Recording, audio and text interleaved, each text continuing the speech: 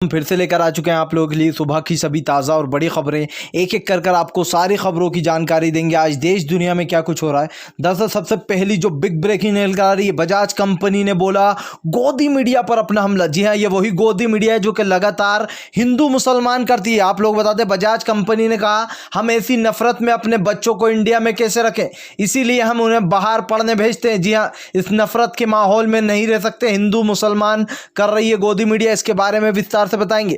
वहीं पर दूसरी बिग ब्रेकिंग हम आपको बताएंगे, पश्चिम बंगाल में बीजेपी नेताओं की खुलेआम गुंडागर्दी। जी हां, जो बीजेपी धर्म के आधार पर लोगों को धमकियां देती है, जो बीजेपी के नेता लगातार हिंदू मुसलमान करते हैं, अब उन पर पश्चिम बंगाल की ममता बनर्जी ने कसा हंटर तो बिलबिला उठे। जी हां, दरअसल आप लोगों को बता दें, कहा अगर हमारे एक मंत्री को पकड़ेंगे मारेंगे तो हम उसके बदले 5 को मारेंगे। जी हां, दरअसल आप लोगों को बता दें, पश्चिम बंगाल में बड़ा कांड हो गया बीजेपी के साथ। इस पे बौखलाए फिर रहे हैं बीजेपी के नेता, इसके बारे में आपको विस्तार से बताएंगे। वहीं पर तीसरी बिग ब्रेकिंग में हम आपको बताएंगे, असदुद्दीन ओवैसी ने बोला पीएम मोदी पर अपना हमला। कहा गोदी मीडिया को भड़काने वाला कोई और नहीं बल्कि बीजेपी के ही लोग थे। जी हां, बीजेपी के लोग आए दिन देते हैं विवादित बयान, हिंदू मुसलमान करते हैं, इसके बारे में आपको विस्तार से बताएंगे। वहीं पर चौथी बिग ब्रेकिंग में हम आपको बताएंगे, हाथरस की बेटी को नहीं मिलेगा इंसाफ। जी हां, संजय सिंह ने बोला बड़ा हमला। कहा जानबूझकर जिन लोगों ने ये सब किया है उन लोगों से बार बार बीजेपी के नेता मिल रहे हैं। जी हां, इसके बारे में भी आपको विस्तार से बताएंगे। वहीं पर अगली बिग ब्रेकिंग में हम आपको बताएंगे, दरअसल आप लोग को बता दें, संदीप चौधरी, जी हां, संदीप चौधरी की लाइव डिबेट में फिर से फंस गया हिंदू मुसलमान करने वाला पात्रा। दरअसल आप लोग बता दें, हिंदू मुसलमान जिस तरीके से पात्रा करता है, अब उसकी बुरी तरीके से एक बार फिर से संदीप चौधरी ने कर दी है धुलाई। जी हां, भगवान बुद्ध को 10वां अवतार बता रहा था, बुरी तरीके से फंस गया, इसके बारे में आपको विस्तार से बताएंगे। वहीं पर अगली बिग ब्रेकिंग में हम आपको बताएंगे, जी हां, दरअसल अर्नव गोस्वामी पर 2 एफआईआर क्या हुई, बौखला उठा। जी हां, आप लोगों को बता दें, अपनी टीवी पर खुद ही माफीनामा चला रहा है और बोल रहा है कि मुंबई पुलिस मुझे जानबूझकर टारगेट कर रही है। जी हां, जिस तरीके से जो पत्रकार होते हैं वो स्वतंत्र होते हैं, लेकिन इसका यह मतलब नहीं है कि तू झूठ चलाएगा अपने चैनल पर, इसके बारे में भी आपको विस्तार से बताएंगे। वहीं पर अगली बिग ब्रेकिंग में हम आपको बताएंगे, जी हां, दरअसल आप लोगों को बता दें, एक के बाद एक मोदी सरकार पर गिर रही है गाज। जी हां, आप लोगों को बता दें, आज भी डॉक्टरों का जबरदस्त तरीके से प्रदर्शन नहीं दी जा रही है, डॉक्टरों की सैलरी, इसके बारे में भी आपको विस्तार से बताएंगे। वहीं पर अगली बिग ब्रेकिंग में हम आपको बताएंगे, जी हां, किसानों ने बोला मोदी सरकार पर अपना हमला। कहा बीजेपी की सरकार को अब कभी वोट नहीं देंगे। जी हां, किसानों की जान ले रही है बीजेपी की सरकार। जिस किसानों ने बीजेपी को बनाया, आज उन्हीं को मिटाने पर तुल गई है बीजेपी की सरकार, इसके बारे में भी आपको विस्तार से बताएंगे। तो सारी खबरें एक एक कर देंगे, लेकिन उससे पहले आपसे एक छोटा सा निवेदन है, अगर आपने अभी तक हमारे चैनल को सब्सक्राइब नहीं किया है तो जल्दी से कर लीजिए और पास में एक घंटी आएगी यानी कि बेल आइकन, उसको ज़रूर दबाइए ताकि हमारी हर खबर आप तक पहुंच पाए। चलिए बढ़ते हैं सबसे पहली और बड़ी खबर की ओर। दरअसल आप लोग बता दें, टाटा मोटर्स ने बोला मोदी सरकार पर अपना हमला। जी हां, कहा इस नफरत के माहौल में हम अपने बच्चों को इंडिया में कैसे रखें, इसीलिए हम उन्हें बाहर पढ़ने भेज देते हैं ताकि हिंदू मुसलमान का असर उन पर ना पड़े। दरअसल आप लोग बताएं, जिस तरीके से गोदी मीडिया पर तबलीगी जमात और हिंदू मुसलमान किया गया, उसको लेकर लोगों में गुस्सा फूट रहा है। जिस तरीके से दलित लड़की के साथ रेप हो गया, छोटे बड़े समाज को आज टारगेट किया जा रहा है, इसको लेकर बजाज कंपनी ने बड़ा हमला बोल दिया मोदी सरकार पर। उनका कहना है जिस तरीके से आज हमारे देश में हिंसा फैलाई जा रही है, हमारे देश में लगातार हिंदू मुसलमान छोटा बड़ा समाज किया जा रहा है, इसको लेकर हम अपने बच्चों को बाहर देश पढ़ने भेजते। जी हाँ, इसकी आप लोगों को बता दें, इसी के चलते प्रशांत भूषण ने कर दी बजाज कंपनी की तारीफ।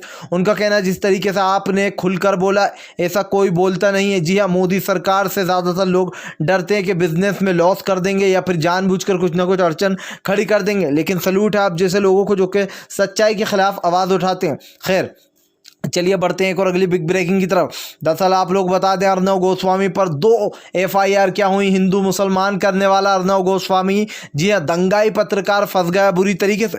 अपने ही चैनल पर चला रहा है कि मुझे जानबूझकर प्रेस की स्वतंत्रता को छीना जा रहा है। जी हां, और जो मुंबई सरकार है, महाराष्ट्र सरकार है, मुझे फंसाने की कोशिश कर रही है। इससे भी काम नहीं बना तो कुछ अपने लफंडर जो रिपोर्टर है उनको साथ में ले लिया कि मैं सुशांत सिंह राजपूत का केस चलाता रहूंगा अपनी मीडिया पर। मैं सुशांत सुशांत सिंह राजपूत को इंसाफ दिलाऊंगा, मैं यहाँ पर हाथरस का जो कांड है उसको भी बताता रहूँगा, मैं बेटी को इंसाफ दिलाऊंगा, वहाँ पर हिंदू मुसलमान दंगे की तैयारी हो रही थी। तो अब आप खुद सोच सकते हैं, ये अर्नव गोस्वामी जो कि अभी थोड़ी देर पहले बोल रहा था कि स्वतंत्र वो होती है प्रेस और उस पर कुछ कर नहीं जा सकता, तो आप खुद सोच लीजिए, ये झूठ फैलाएगा, ये कुछ भी बोलेगा, हिंदू मुसलमान करेगा, इसको बोलने देंगे, ये किसी के भी चरित्र के बारे में कुछ भी बोल देगा, इसको बोलने देंगे।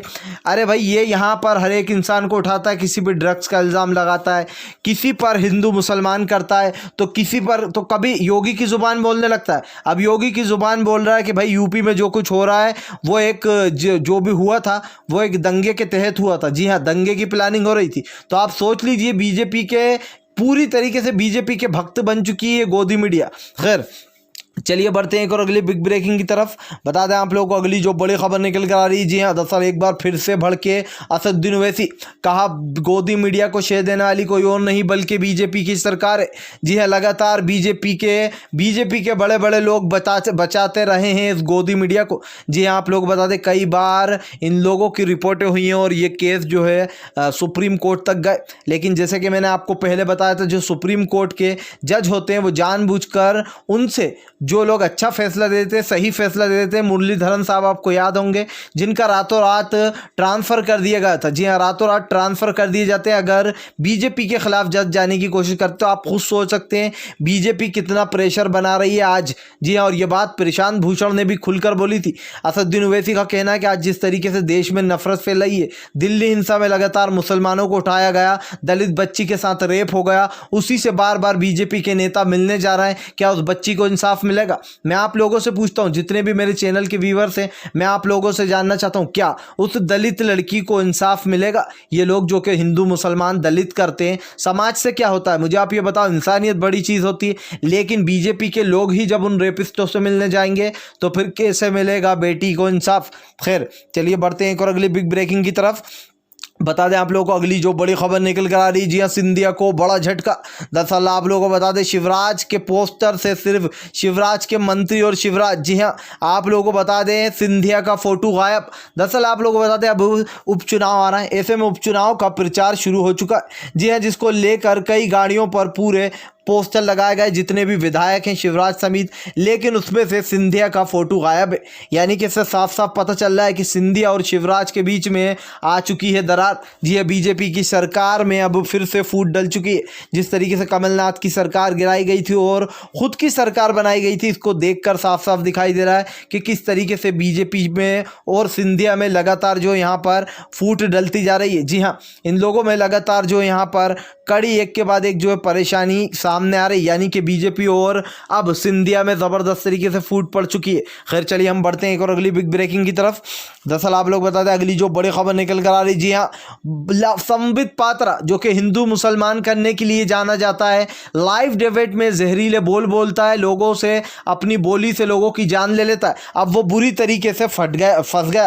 दरअसल आप लोग बता दें, संदीप चौधरी के हत्थे पड़ गया एक बार फिर से हिंदू मुसलमान करने वाला पात्रा। जी हाँ, ये वही पात्रा है जो कि अंधभक्ति फैलाता है। दरअसल पात्रा बता रहे थे कि बुद्ध जो है वो 10वें अवतार है भगवान के। जी हाँ, जब यहाँ पर संदीप चौधरी ने पूछा कि भैया कौन से अवतार हो गए, 10 अवतार कब से हो गए भगवान के, तो यहाँ पर बौखलाने लगा, कहने लगा ये तुम क्या सवाल पूछ रहा हो मुझसे? भाई ये गोदी मीडिया तो है नहीं अर्नव गोस्वामी जो कि नपे तुले सवाल पूछेगा इनसे भाई साहब से, और वही सवाल पूछेगा जो इन्होंने लिख के दिए होंगे। ये अर्नव गोस्वामी नहीं है, ये एक निष्पक्ष पत्रकार है संदीप चौधरी, जिन्होंने साफ साफ पूछा कि मुझे बताइए कि 10वें अवतार कब से हो गए बुद्ध भगवान के। तो भाई यहाँ पर बौखलाने लगा और कहने लगा मुझे इसके बारे में नहीं पता, ये तो आप जानते होंगे। तो अब आप खुद सोच लीजिए कि कैसे हिंदू मुसलमान के नाम पर नफरत फैलाते हैं बीजेपी के लोग, और जब इनसे सवाल पूछ लिया जाता है तो ये खुद ही जो है गुम हो जाते हैं, इनको खुद ही कुछ समझ में नहीं आता है कि ये क्या बोल रहा है और ये क्यों बोल रहा है। खैर, चलिए बढ़ते हैं एक और अगली बिग ब्रेकिंग की तरफ। बता दें आप लोगों को अगली जो बड़ी खबर निकल कर आ रही है। जी हाँ, दरअसल आप लोगों को बता दें पश्चिम बंगाल में बीजेपी नेताओं का दंगाई रूप देखने को मिला है। जी हाँ, दरअसल आप लोग बता दें पश्चिम बंगाल में बीजेपी नेताओं ने खुलेआम दे दी है ममता बनर्जी की पार्टी को चुनौती। उनका कहना है कि हमारे एक विधायक को मारोगे तो हम सड़क पर पकड़कर 5 विधायकों को चप्पल से मारेंगे। जी हाँ, आप लोगों को बता दें तृणमूल को 5-5 विधायक पकड़कर चप्पलों से पीटे जाएंगे। ये ऐसा बीजेपी ने अपना बयान दिया। अब आप खुद सोच सकते हैं बीजेपी के नेता इस तरीके की बातें करते हैं। कोई बोलता है कि हम मस्जिद को नुकसान पहुंचाएंगे, कोई बोलता है हम लोगों को एक मारोगे तो हम 5 को चप्पलों से पीटेंगे। ये किस तरीके की भाषा अपनाते हैं। और फिर बीजेपी के मुंह से ये सुनने को मिलता है कि दिल्ली हिंसा में तो भाई वो लोग शामिल थे जिन्होंने एनआरसी CAA का विरोध किया था।